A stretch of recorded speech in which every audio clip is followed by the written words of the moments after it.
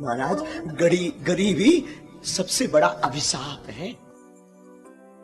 गरीबी से बड़ा कोई अभिशाप नहीं है। मैं व्यास पीठ से प्रार्थना करता हूं, गोविंद, किसी को कुछ बनाना या मत बनाना, पर किसी को गरीब मत बनाना। और आज भी हमारे भारत देश में हजारों लोग भूखे सोते हैं। आज भी बेचारे भूखे सोते हैं। हमारे देश में आज भी भूखे सोते हैं। श्रीमान, हमारा निजी अनुभव है, हम किसी की बात नहीं कहते, हमारा निजी अनुभव है कि जब 2 रुपया ना हो ना तो कोई पूछता नहीं, और कोई उधार नहीं देता। इसलिए नहीं देता क्योंकि ये चुका नहीं पाएगा। बड़े लोगों को ही उधारी मिलती है, गरीबों का तो सिर्फ परमात्मा हो।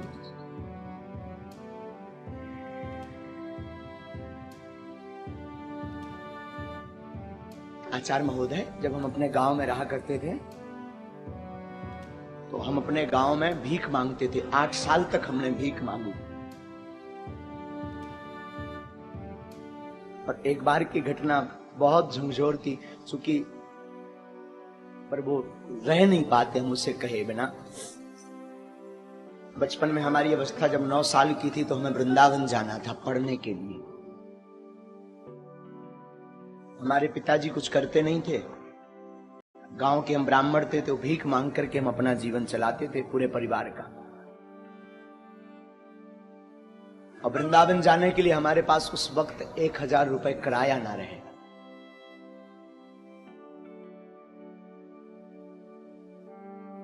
सच कहूं, लोग उस वक्त निमंत्रण कार्ड भी नहीं देते थे, क्योंकि ये आएगा तो फटे कपड़े पहनकर आएगा तो हमारी शोभा खराब हो जाएगी।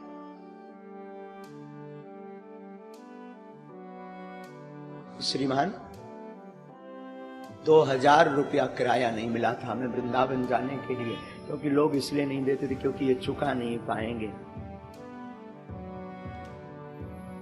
हमारी माँ ने हमेशा इस दास को जीना सिखाया। माँ और हमारे गुरुदेव कहा करते थे, बेटा जगत साथ दे या ना दे, पर गोविंद के सहारे तुम डटे रहना, गोविंद सहारा जरूर देंगे। और आज हनुमान जी ने ऐसा हाथ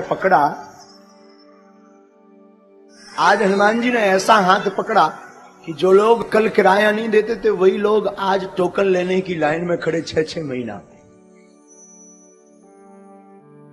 और बड़ी बात, जिस वृंदावन कथा सीखने जाना था उसी वृंदावन में हनुमान जी ने बास दे दिया, आश्रम बनवाना शुरू कर दिया। व्यासपीठ से प्रार्थना करूं, तुम बड़े आदमी के घर पर जा पाना या मत जा पाना, पर जिसका कोई ना हो, अगर उसके घर पर दिवाली हो, महोत्सव हो, शादी हो, दुख हो, तो मेरी प्रार्थना है उसके घर तुम जरूर जाना। और आसपास उनकी सहायता जरूर करना जिनका कोई ना हो, क्योंकि बड़े आदमियों के तो हजारों रिश्ते होते हैं, 50 लोग सिंपैथी दिखाते हैं, भावनाएं अपनी प्रस्तुत करते हैं, पर गरीब के सामने ना कोई भावनाएं प्रस्तुत करता है ना भाव दिखाता है। गरीब के सामने सिर्फ गोविंद रहता है। पर तुम गोविंद बनने का नहीं सही, पर गोविंद का दास बनने का प्रयास करना, क्योंकि गरीबी बड़ी विचित्र होती। साधु जिसने देखी वही जानता है। जब तक फटे न पाऊं बीमारी का जाने, फिर पीर पर आए। वो अंधेरी रातें, वो अकेलापन, वो लोगों की अवहेलनाएं।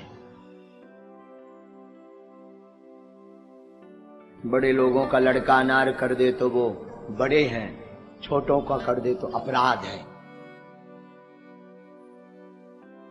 छोटों का करे तो अपराध है।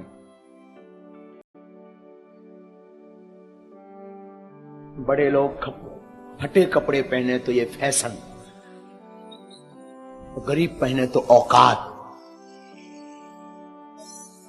ये हमारे देश की दुर्दशा। बड़ा आदमी जमीन पर बैठे, बड़ा आदमी जमीन पर बैठे तो बड़े हृदय दिल का, और गरीब बैठे तो ये उसकी औकात। द्विपक्षीय हमारा देश है, द्विपक्षीय, तो द्विपक्षीय हमारा देश है। इसलिए बागेश्वर धाम की व्यासपीठ को हमने इसीलिए सिर्फ और सिर्फ उनके लिए खोल रखा जिसका कोई नहीं है। तो हम हमेशा बोलते हैं हमारे तन में जब तक प्राण रहेंगे, हमारे तन में, तब तक भागवत से या धाम बागेश्वर धाम पर दरबार जो लगता है उससे जो भी चढ़ोतरी आती है, हम कहते आपकी बेटियां आपको बोझ नहीं बनेगी, बेझिझक हमारे धाम आ जाना, पूरे विवाह का खर्चा बागेश्वर धाम देगा। और कोई सहारा दे या ना दे तुम आ जाना बेझिझक, तुम्हारे हनुमान जी बाप का घर है, बात बेझिझक ना।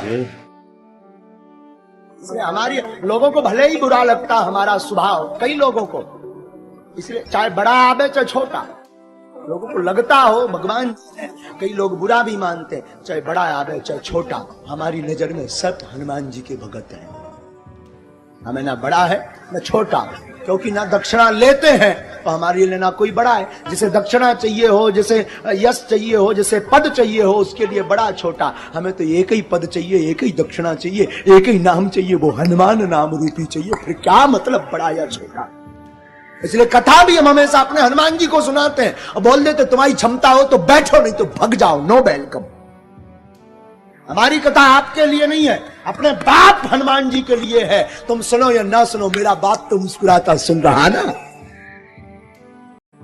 तो बैठकर सुनता है, मुस्कुराता भी अद्भुत साहब, वो तो खड़ा खड़ा मुस्कुराता रहता और सुनता है कथा को। तुम क्या सुनोगे और आप दक्षिणा भी क्या दोगे? दुनिया खुद भिखारी है, वो क्या दक्षिणा चुकाएगी? अंतर इतना है, गरीब मंदिर के बाहर भीख मांगता, अमीर भीतर जाकर भीख मांगता, भिखारी दोनों। जगत खुद भिखारी है, तो क्या आपको देगा? मैं प्रार्थना करूं संसार के लोगों से आशा मत करना, आशा करना तो सिर्फ गोविंद से करना। जगत तभी आपको साथ देगा जब आपके अंदर होते के धोते होंगे। कुछ नहीं होगा जगत साथ नहीं देगा, क्योंकि सब भिखारी हैं। अंतर इतना, कोई बाहर भीख मांगता लाज लज्जा छोड़कर, और कोई जो है पर्दा के अंदर भीख मांगता, भीख दोनों मांगते हैं। मैं प्रार्थना करूं, बुरा जरूर लगेगा मेरी बात का, और लगे तो हमें कौन था लिया पर समझाने, करिया मो कराओ। लगे भी बुरा तो मुझे कोई व्यास पीठ ही अगर सत्य नहीं बोलेगी तो कौन सत्य बोलेगा। आजकल मंदिरों में भी वीआईपी सुविधाएं हो गई हैं, गुरुओं के पास भी वीआईपी सुविधाएं हो गई। मैं प्रार्थना करना चाहता हूं, सब उंगलियां एक सी नहीं होती, ये बात ठीक है, पर उनके लिए जरूर कुछ बनो जिनका कोई नहीं, जो 2 रुपया चढ़ा नहीं सकते, इनका जरूर बनो, इनका जरूर बनो। एक घड़ी बड़े आदमी का, प्रतिष्ठित आदमी का आप निबता छोड़ देना, उसको सहयोग देना छोड़ देना, उसके साथ खड़े होना छोड़ देना। पर मैं प्रार्थना करूं, I request all of you, उस गरीब का साथ देना मत छोड़ना जिसका कोई ना हो।